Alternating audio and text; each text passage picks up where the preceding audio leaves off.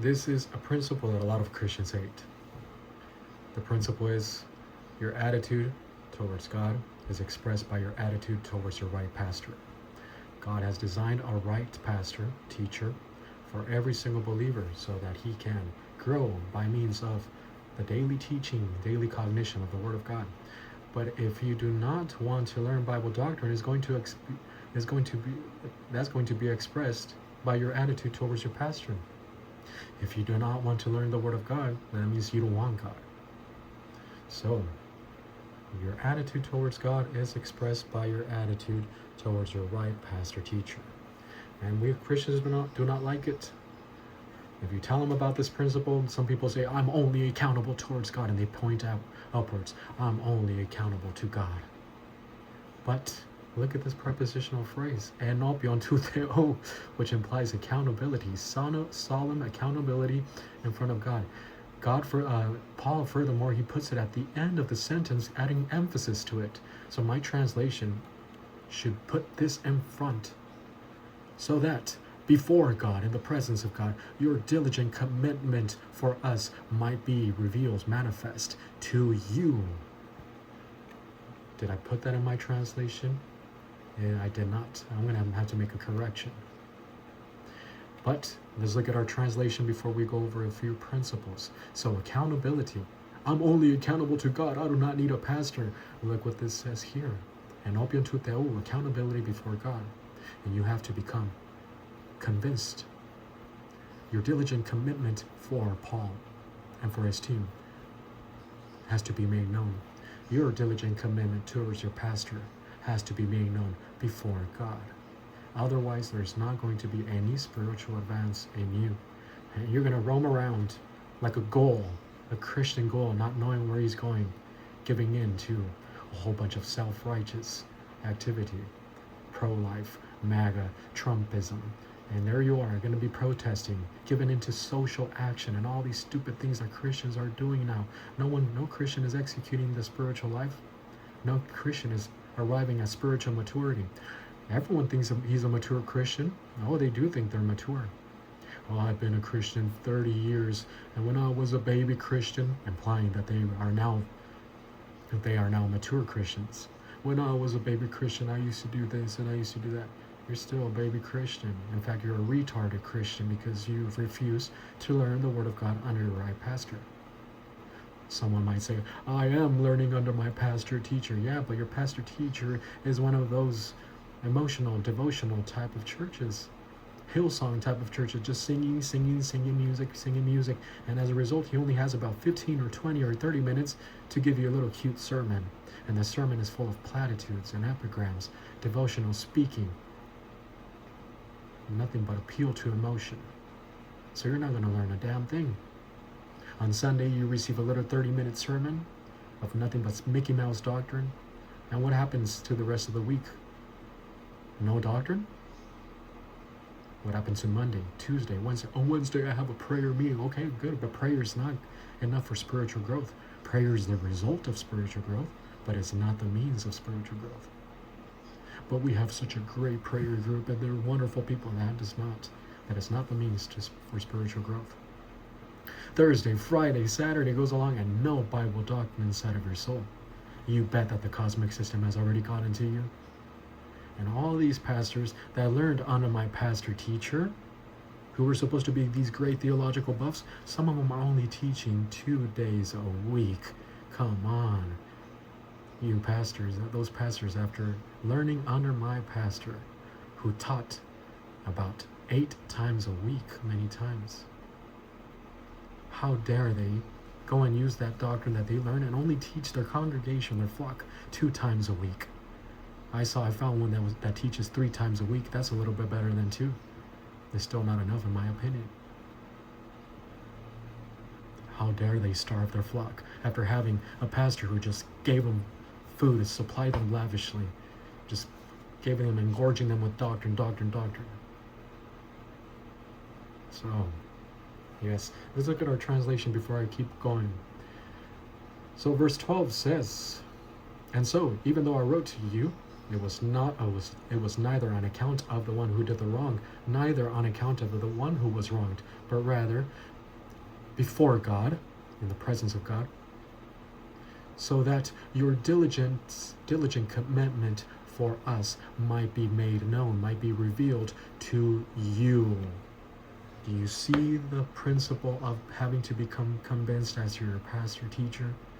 Paul seems petty here if you do not understand the principle. How dare Paul be so petty? He's writing to them so they can see how much they love him, how committed they are to them. That's not petty at all. It's the principle of becoming convinced as to the diligent commitment to your pastor teacher. The Corinthians had to become convinced. Paul had to win them over first of all, away from the Judaizers and the false teachers. He went after them and he won them over. They became convinced as to their diligent commitment towards their pastor, with the result that they can now resume their spiritual advance, and they are. They are. You could already see it by the content of 2 Corinthians in contrast to the content of 1 Corinthians. In 1 Corinthians, you see them struggling with the doctrine of resurrection. They denied it because of their cultural background. But we see in 2 Corinthians chapter 5, he's not anymore rebuking them over them denying the resurrection. He's telling them about the type of resurrection body we're going to have. For we know that if this earthly house of ours is demolished, we have a building, high quality building, a house not made with human hands, eternal in the heavens. Do you remember this passage? Good thing I still remember it right now. And so they've made a great improvement, so much that Paul is amazed by this principle of godly sorrow, to the point that he says, what great diligence of application this principle of godly sorrow has produced, as a defense, as indignation, as fear, as longing, as zeal, as vindication. At every point you all have proved yourselves to be pure in this matter of godly sorrow. A few principles. We still have time. Good. Okay. Point 1. Just as many a man has a right woman, or many a woman has a right man, designed for him, for her, every believer also has a right pastor designed and assigned to him. So let me make this easier. Point 1. Just as many a man has a right woman designed for him, every believer has a right pastor designed and assigned for him. Excuse me. Point 2. To refuse his authority is to refuse not only God's grace provision for him, but also to refuse God's authority. I'll say it once, and I'll say it again. Your attitude towards God is determined, is expressed by your attitude towards your right pastor. If you have a hard time subordinating to your pastor's authority, that is his teaching, you are not going to subordinate to God's authority. It's as simple as that. Point 2 again, to refuse his authority is to refuse not only God's grace provision for him, but also to refuse God's authority. Point 3. In order for the believer to advance in the plan of God, he must subordinate to his pastor's teaching. Otherwise, there will be no growth. So what I mean by subordinate to a pastor's teaching is to sit down and learn Bible under him. Do not go beyond, do not become a brown nose and say, oh, pastor, you're so precious. Oh, pastor, you do this. But don't become a sycophant. Just learn under him. You do not even have to have a relationship with your pastor, a personal relationship. Your personal relationship, so to speak, is expressed by you learning Bible doctrine under him. And he's going to be thankful for you. He's not requiring you a personal relationship if and only if you do not have a petty pastor. If you have a pastor who's mature in doctrine, he does not necessarily want a relationship with his flock. He just wants them to learn Bible. That is his joy. Point 4. But before one can fully submit to a pastor's authority, he must become convinced that a pastor is the right one designed by God. Otherwise, The believer will be hopping around, church tramping, looking for pastors, eating here and eating there, never acquiring epignosis knowledge. That is the whole point. All point 4. Again, but before one can fully submit to a pastor's authority, he must become convinced that a pastor is the right one designed by God. Otherwise, the believer will be hopping around, church tramping, looking for pastors, eating here and eating there, never acquiring epignosis knowledge. Yeah, the purpose for you to be under your pastor is to acquire a whole lot of epignosis knowledge. Because you can be reading books by so-and-so commentator, by Dr. So-and-so, this great theological commentator, this pastor on the internet who says some great devotional speaking. And so you're just hopping around, but you never acquire epignosis knowledge. The only way to grow is to have a whole lot of epignosis knowledge inside of your soul. And only then, when you have maximum epignosis, that's when you can reach pleroma, the fullness of Christ. I'm a pastor on the internet, and if you are under me, keep learning under me. Yes, you can go ahead and play around and see whatever this other pastor teacher is teaching, but it does not mean that you have to be acquiring epignosis knowledge from him. So learn under me, and you can go ahead and play around with other things, other teachings, whatever this person's teaching, this and that. If you want to compare, go ahead, but watch it. Be careful. I would suggest you learn several years under me, and then go ahead and do that. But if you're daring, or stupidly daring, and you want to go ahead and do that, go ahead. I'll turn you over to God and let God spank you in case you're eating too much somewhere else.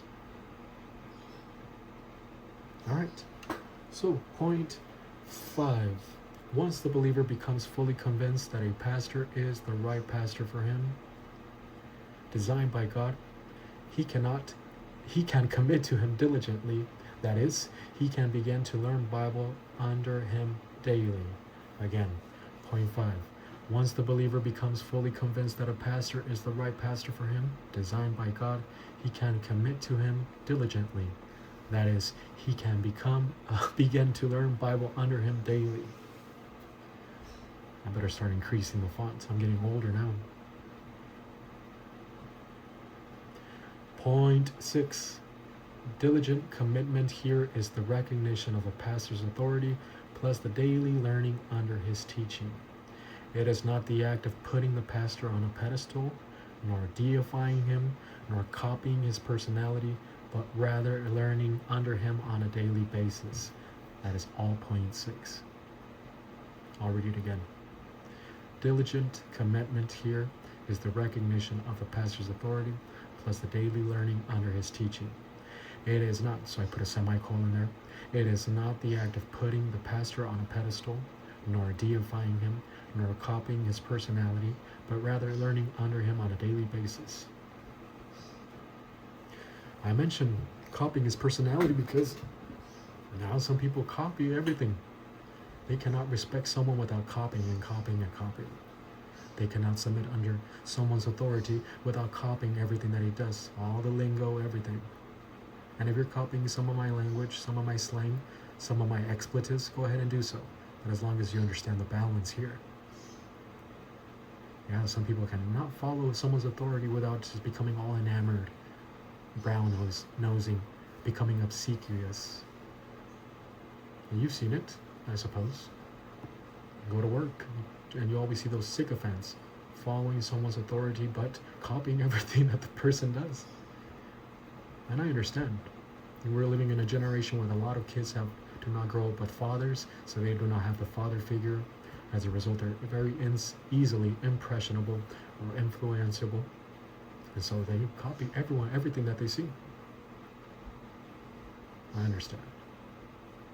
But doctrine has to take the priority. You're there to learn Bible doctrine, not to copy everything else. And if you do so, go ahead and do so. Just make sure that doctrine is the priority. And I mentioned, do not put him on a pedestal nor deify him because he's imperfect. The only person who is perfect is God. The only person who is perfect is God, and not your pastor. Your pastor does not. He still has to use 1 John 1:9. Every time before a teaching, he has to use 1 John 1:9. Heck, I have to use 1 John 1:9 right now. I'm imperfect, and you'll be surprised by how many people they break apart whenever they find out that their pastor just was surprised in some sort of adultery or doing this or doing that. He is imperfect. And if your pastor is just surprised committing a certain type of sin, and he's still your right pastor for you, and if he recovered from whatever he did, he used 1 John 1:9 and continues teaching, you're still under him. Do not become self-righteous towards him.